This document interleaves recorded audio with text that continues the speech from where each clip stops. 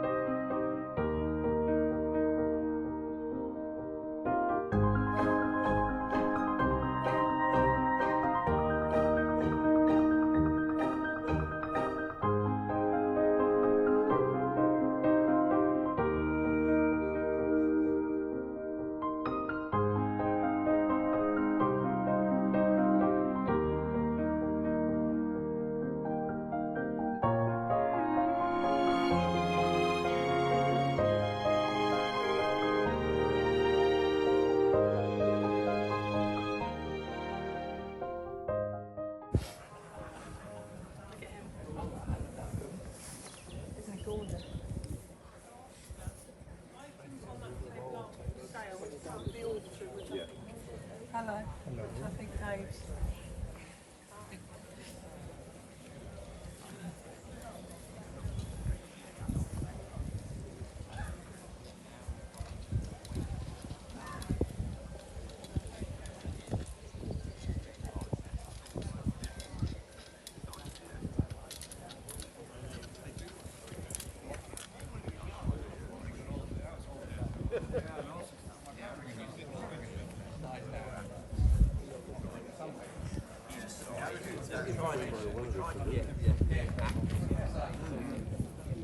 There's a lot of egos involved.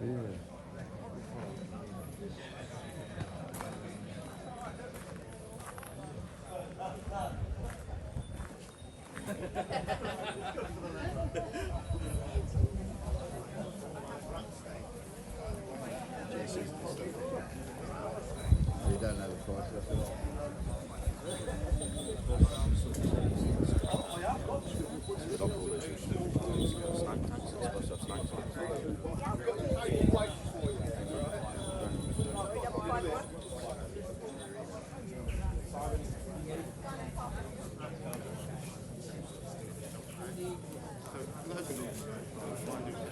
But then if you brought your dog into my garden when it was freaked out, you think you can handle like 200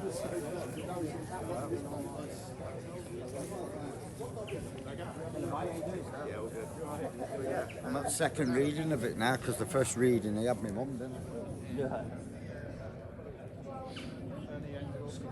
I'm off to Germany. Flying eagles at the castle. He kept in touch for a while. And asked me if he could.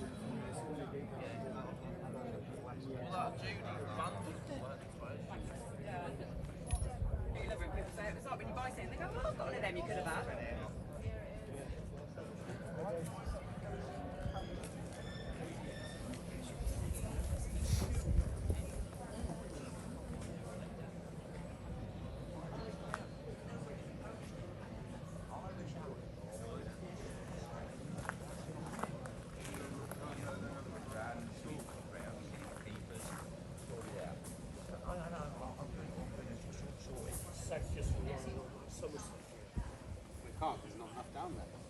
Well, I've never been there, but I've... Yeah, his name's not gone up.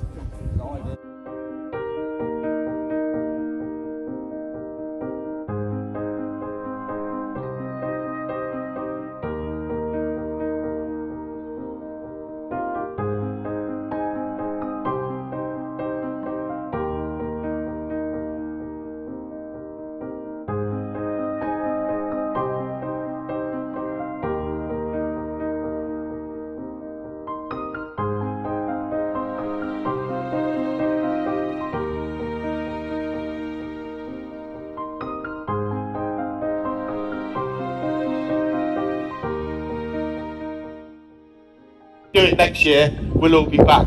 So everyone that knows me on Facebook or YouTube or whatever, Dave's great, he's done this and Dave's done that. Thanks Dave, good to see you Dave. Dave, you've done an amazing thing. Listen, it is not Dave, unless everyone that you can't see here is called Dave. This is Jackie, my wife, in the middle. We've got Ursula over there, we've got Emily here, we've got a whole team of volunteers that make this place work, as well as the whole of it. We're a separate business. The whole of the estate, everyone, from the gamekeeper to the clean, everyone has made it happen. So give them a round of applause. He really has been really right. I've got one more thing to tell you on him. I never, if you ever watch any of my Bur-ring on social media, I never write notes. Dad, you've done the whole lot. Here it is. I never write notes, I'm just going to check. Thank you. Thank you. Welcome. Traders. We're going to fly two birds. Now, we're going to fly bald eagle and we're going to fly Chilean blue. Last time we flew them together, not together, you guys know that. Last time we flew them together, the Chilean blue went first and it left me looking at crap because the bald eagle was never going to do what the Chilean blue did. It was outstanding, and the problem we've got is that we're going to get these excuses in now. These birds want you to be leaning into the wind. It's that windy here, and they will blow your mind. There is no wind. they're going to be the most boring looking birds you've ever seen fly, and there's nothing we can do. Falconers know what I'm talking about, and I'm hoping a lot of you aren't falconers. These birds have limits to what they can do. They have different designs of their wings and so on and so forth to fly how they fly. We can only work as falconers within their natural ability. We can cajole them, and how we cajole our display birds is if they do something amazing, they get a massive lot of food in one go. I get loads more food if I do that. If I do that, I get a little bit more. I don't do that more often. That's how we cajole them. These birds are soaring birds and they want to go really high. They do not want to flap their wings to get them. They want to open their wings and soar. Gliders, it's free energy. And unless you've got something at the bottom of blow wings, they're going to be bloody lazy, they're going to be paralysis. So on that note, I'm going to fly birds today, because I know that bird is not going to embarrass my bird. They're going to be, I'm not actually flying. Oh! Yeah, I know why, it's because there's a big audience. Hey! I'm running out of excuses! Hey! He's done well.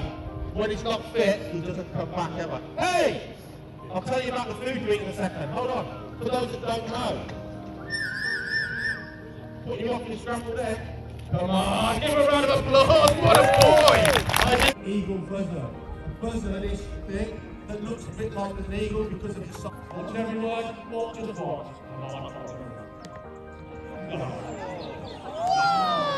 Give that.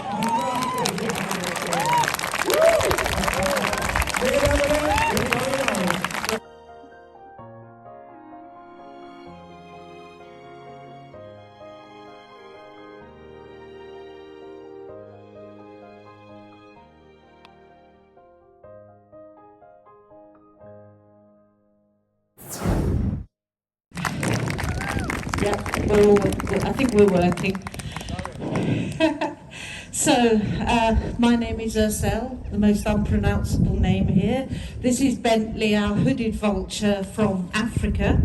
I'm just going to let her do her own thing for a minute while I talk. So, yesterday,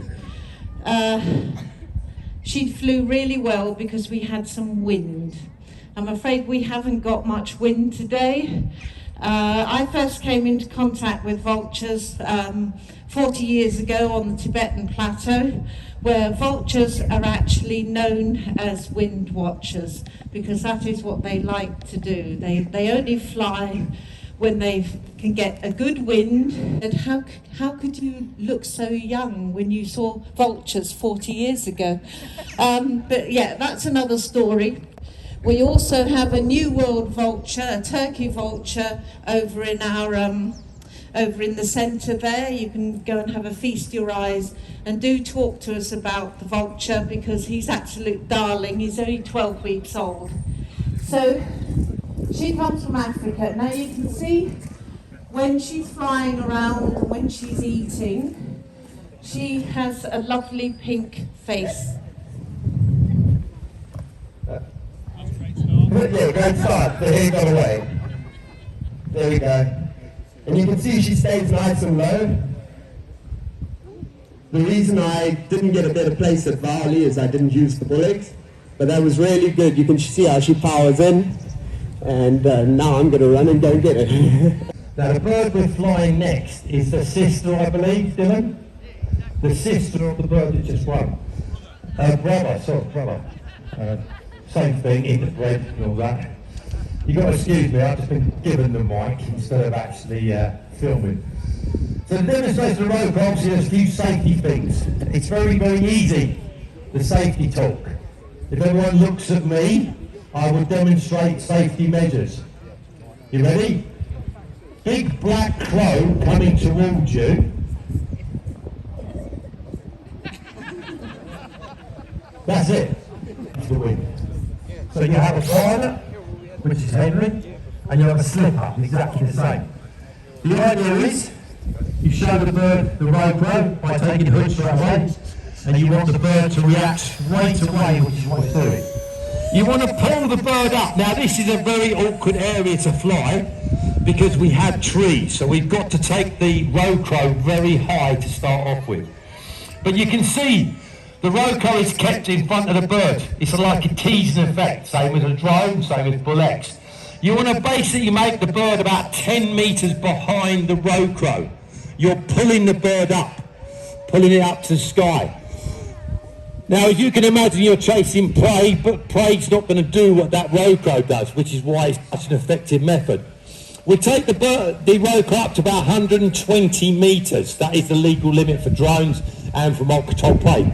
You can see where it's stalling. Stalling at the moment is basically where the air pressure up there is pushing the roe crow back. But you can see the bird is beating its wings. It's trying to get after it. The roe crow, like I said, keep it slightly in front. That's not full power on the roe crow. The roe crow, as you can see, goes a lot faster.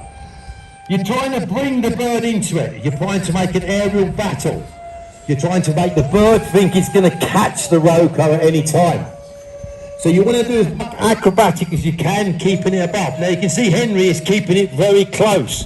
Because he's doing a demonstration with this, it's a bit different. We're trying to keep it very close so you can see. Normally you take it quite a long way away to get to that 120. You can see the bird very keen. Bird thinks he's going to catch. Look at the training method that is. Like I said to you, you can actually use the fitness of this bird to actually keep the bird in tip-top condition by just running it around like this. Now Henry's a very, very good pilot and he's making this look very easy. If you was to buy yourself a roe crow, trust me, it doesn't end up as good as this. It really doesn't. I mean, you are laughing and that's probably people that have been trying to fly one, yeah? Yeah. They are a brilliant aid if you can fly it well. Myself, I can't actually fly one. Dylan shattered my dreams by saying, because I'm dyslexic, I'm never going to be able to fly one. Because I can't train. Bird has took it in the air and brings it down safely. Now what you want the bird is to react like it is on prey. Okay, so here we go, exactly same setup again. What you want is the bird to react as soon as he sees the roe crow. The hook comes off. Little rubber bird in the air, straight away, pursuit, there we go. Again, trying to take it up quite high because of the trees. If you've got a really big area that hasn't got trees, then you can take the bird out a long way, a couple hundred metres and drag it up that way. But what we're trying to do now is actually get above the trees, because trees are roe crow's enemy. If you've ever seen the videos, and I'm sure you have, I've had loads stuck in trees where you have to ask tree surgeons to go up and get them out for you. This bird is climbing exceptionally well. What you don't want is the bird to get above the roe crow. Same as a prey. If he gets above it, then it's very difficult to actually control the roe crow. Pull it up again nice and slowly so you've got the actual video of people videoing, which is good. That helps you with another training aid. I can't see it because the tree's in the way, so I've got to move. Where are we? So yeah, that is up there. I don't know, have we got an altimeter on that? We haven't, have we? So that probably is about 80 metres at the moment. Henry's taking that really high. Like I said, the actual limit is 120. Again, keeping it just in front of the Falcon, so the Falcon thinks it's got a chance. What you don't want to do, and people are going to agree with me, is let the Falcon take it up there. You can get a brilliant stoop, which is a fantastic stoop out of that. Look at that. Again, Henry is making it look so easy. The player's got away, so the Falcon is chasing again after that fantastic stoop. You've got the in the air there, roe crow there, the bird is still on its tail, still thinks it's got a chance. Exactly the same with any lure, you have to let the bird win at the end of it. I don't know what Henry's doing now, a bit of aerial bats and sometimes he can do barrel rolls and things like that. These birds are very fit. When you're training your bird to the roe crow, obviously you want to keep it a couple of minutes, you don't want to keep it in the air as long as this bird. Now they are, look at that. Takes it in the air, off smack. Okay, so there's the Bur-ring, as you can see.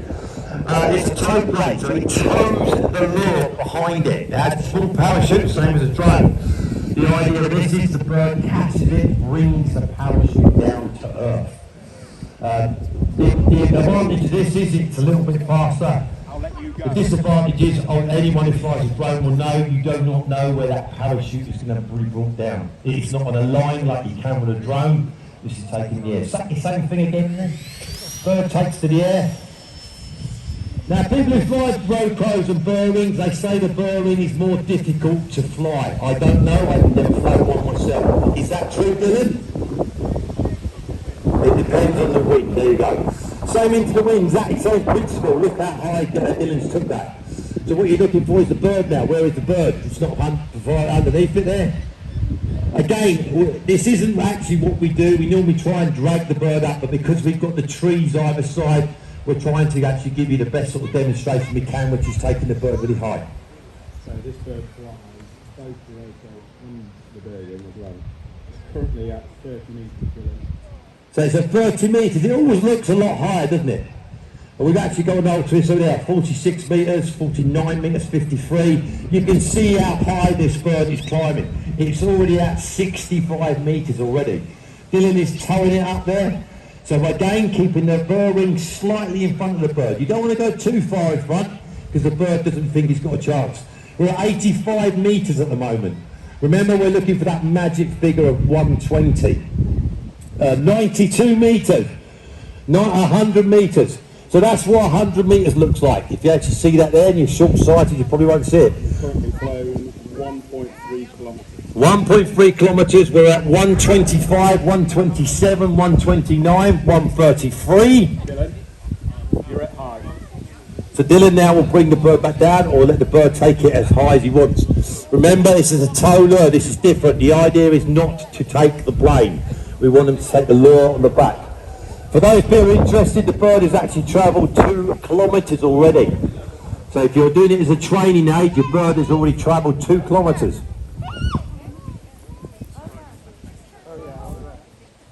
He's roughly about 130 at the moment, 132. So Dylan's going to come down. There we go. Watch the stoop, people. Watch for the stoop. Look at that stoop. Now that is impressive. Good bit of piling there, Dylan. That's a very good bit of piling. Trust me, very good bit of piling. What Dylan's looking for now is to get away from the bird again. What we don't want the bird to do. You can't see that. That is amazing way of flying. On behalf of me and the team, thank you so much. Enjoy the rest of your day. Never mind the charity, go for it. 40 quid, absolutely worth every penny. That is stunning. 50. 60. Don't clean it! I'm not touching it.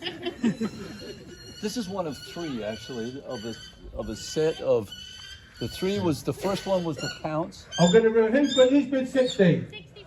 65, I'm going to ruin it for you. This is one of the best pictures for composition I've seen for a long time, but he's showing me the set of 3, which I've already bought.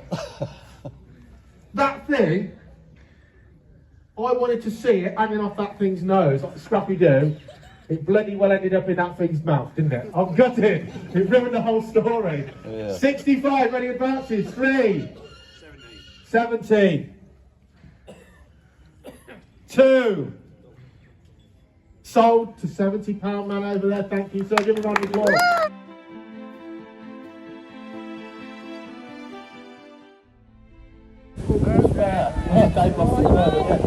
Oh, Christ. There he is. Come on then. Come on! It's a different sound that says your dinner is served. Give me a round of applause. What a boy. What a boy. Come on.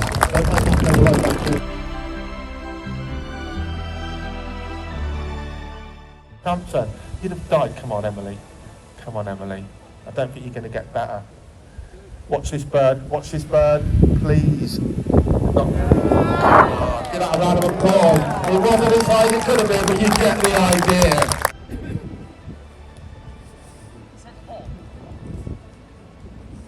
I hope it's on mute. Hello. Oh, it wasn't you. It was on mute. As I said, she's a falcon. She's a hybrid falcon. She's a Jur crossed with a lanner.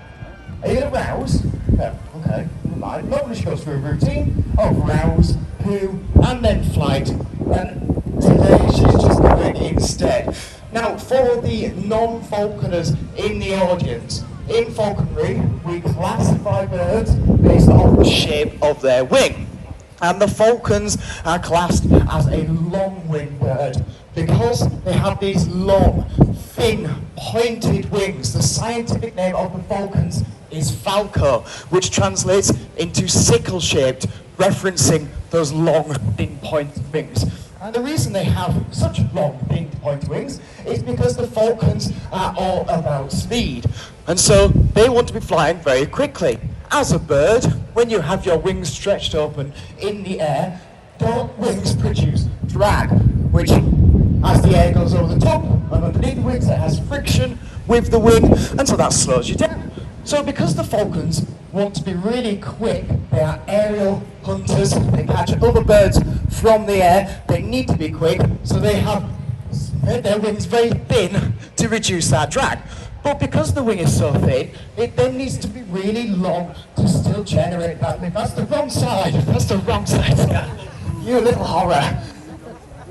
The wind has now appeared, but she's tired now, which is just delightful. So I did tell you all, she is a very lazy bird.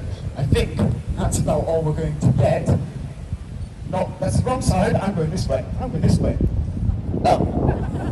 Go on, have it. Yeah, these are all right now because they're so small.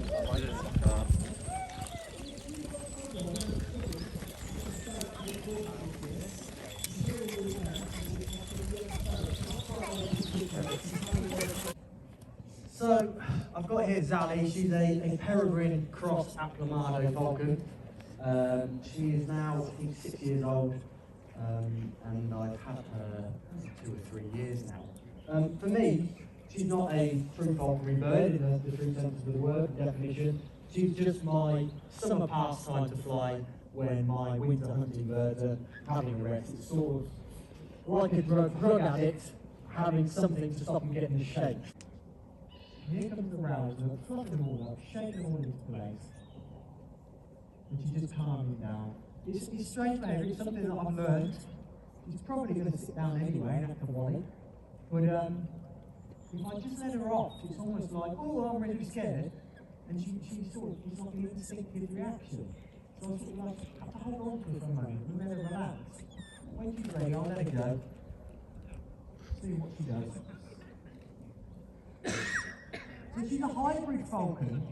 She's not a falcon that occurs naturally. Zally, I can already tell by the way you're flying, you're going to make me say a bad word. Hey! She's just flying in circles.